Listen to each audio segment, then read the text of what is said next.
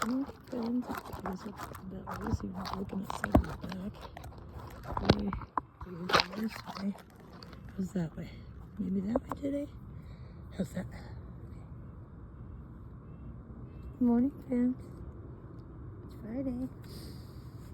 I just wanted to, if you're hearing this, I did my first interview on Tuesday with Vic Kundov. Sorry.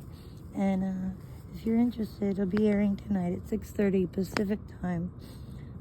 I'll put the link, I'll drop the link in my posts as soon as I get it.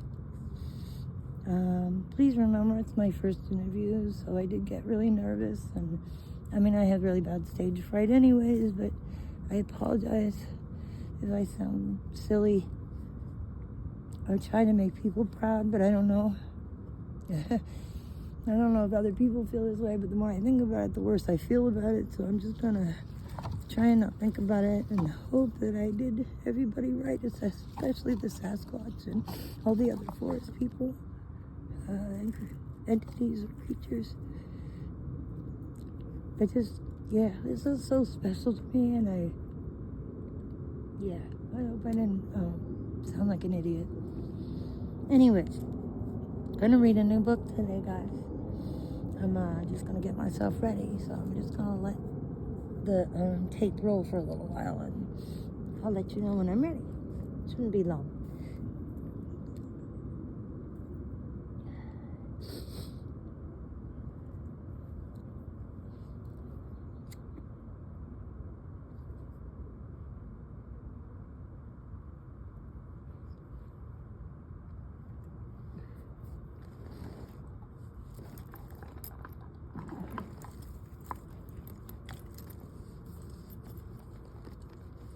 It's around big trees there, you know. What book do you want to hear? Shall we hear? I've got a couple. I think we'll go with the Lorax by Dr. Seuss today. I don't know if you can see that. I hope you can.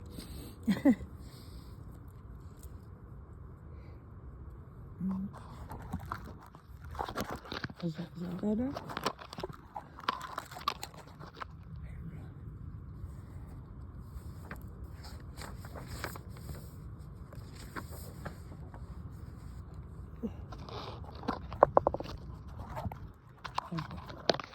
Yeah. So it's the Lorax by Dr. Seuss.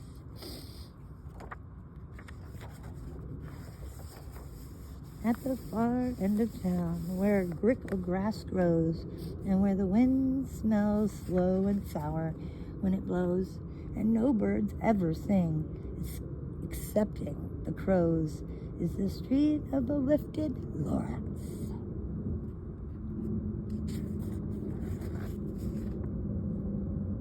And deep in the crinkled grass, some people say, if you look deep enough, you can still see today where the Lorax once stood, just as long as it could, before somebody lifted the Lorax away.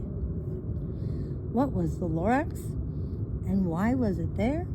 And why was it lifted and taken somewhere? From far in town where the grickle grass grows, the old onceler still lives there. Ask him, he knows.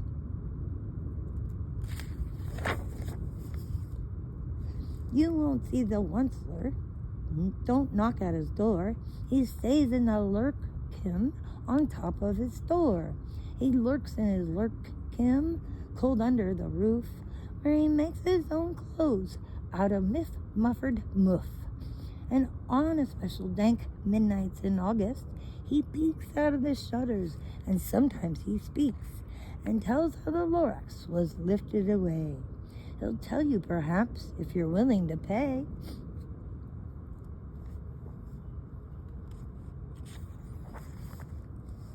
On the end of a rope, he lets down a tin pail, and if you toss in 15 cents and a nail, and a shell of a great-great-great-grandfather snail,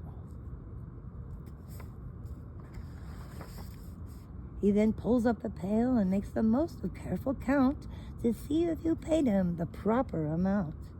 Then he hides what you paid him away in a snoof, the secret strange hole in his grooveless glove. Then he grunts, I will call you by whisper by phone, for the secrets I tell, you're eats alone.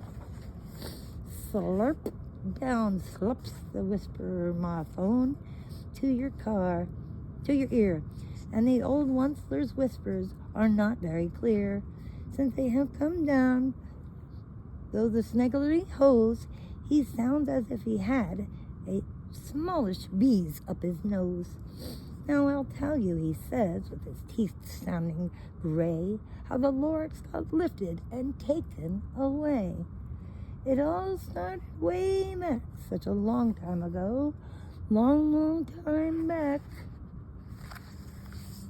Way back in the days when the grass still was green, and the pond was wet, the clouds were still clean, the song of the swans rang out in space.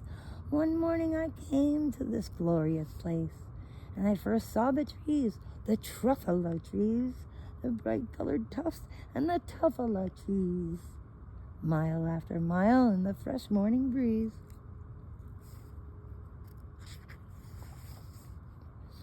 And under the trees I saw brown barboots frisking in their barbaloots suits, and they played in the shade at the truffle fruits. From the rippleless ponds came the comfortable sound of the humming fish humming while splashing around. But those trees, those truffalo trees, all my life I've been searching for those trees, such as these. The touch of the troughs was much softer than silk, and they had the sweet smell of such buttery milk. I felt a great leaping of joy in my heart. I knew just what to do. I unloaded my cart. In no time at all, I had built a small shop. Then I chopped down a truffalo tree with one chop. And with great skillfully skill, and with great speedily speed, I took a soft tuft and I knitted a sneed.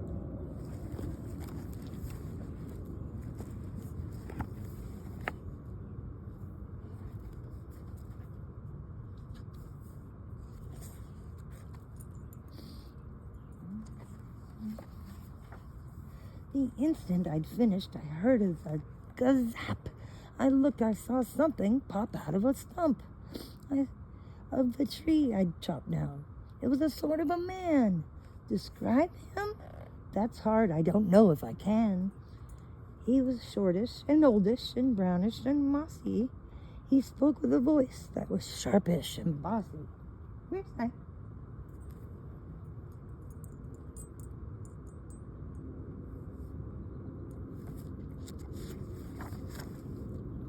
Mister, he said, with a sawdusty sneeze, I am the Lorax. I speak for the trees. I speak for the trees have no tongues. And I am asking you, sir, at the top of my lungs. He was very upset, and he shouted and puffed, what's that thing you've made out of my truffle tuff?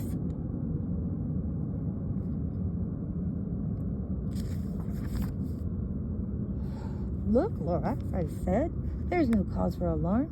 I've chopped just one tree. I am doing no harm.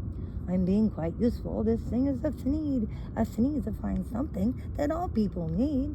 It's a shirt, it's a sock, it's a glove, it's a hat. But it has other uses. Yes, far beyond that. You can use it for carpets, for pillows, for sheets, for curtains, or covers, or bicycle seats. The Lorax said, Sir, you are crazy with greed.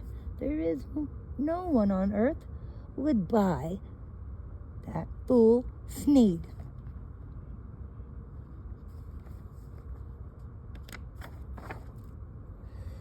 But the very next minute I proved him wrong, for just at that minute a chap came along, and he thought that the sneed I had knitted was great.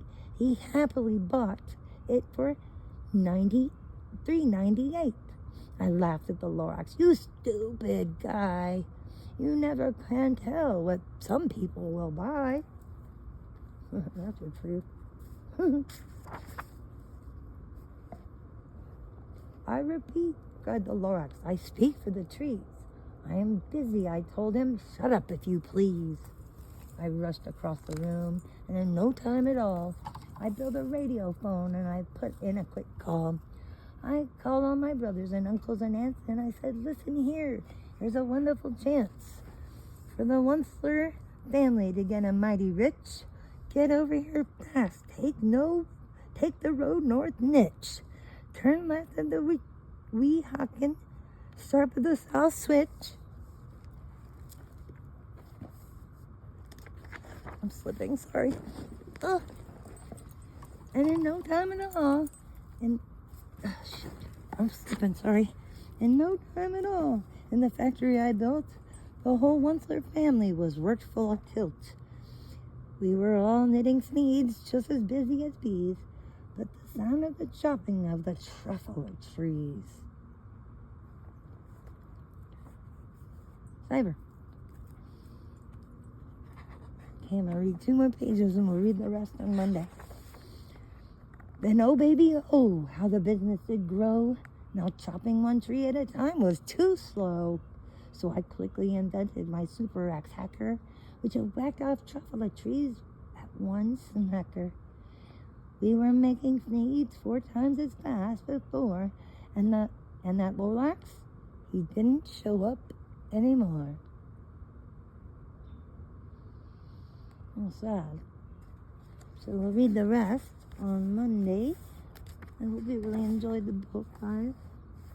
Where are we? Okay.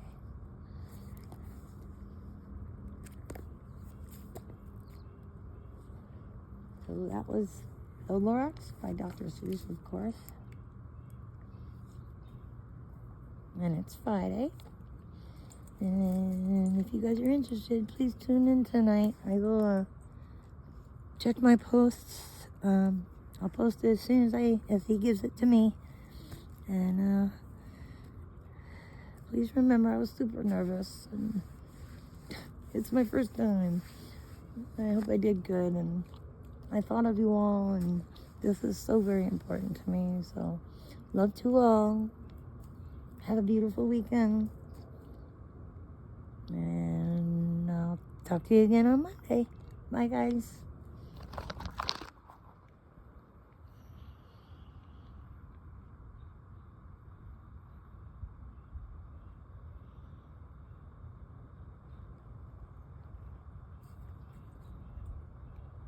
Mother.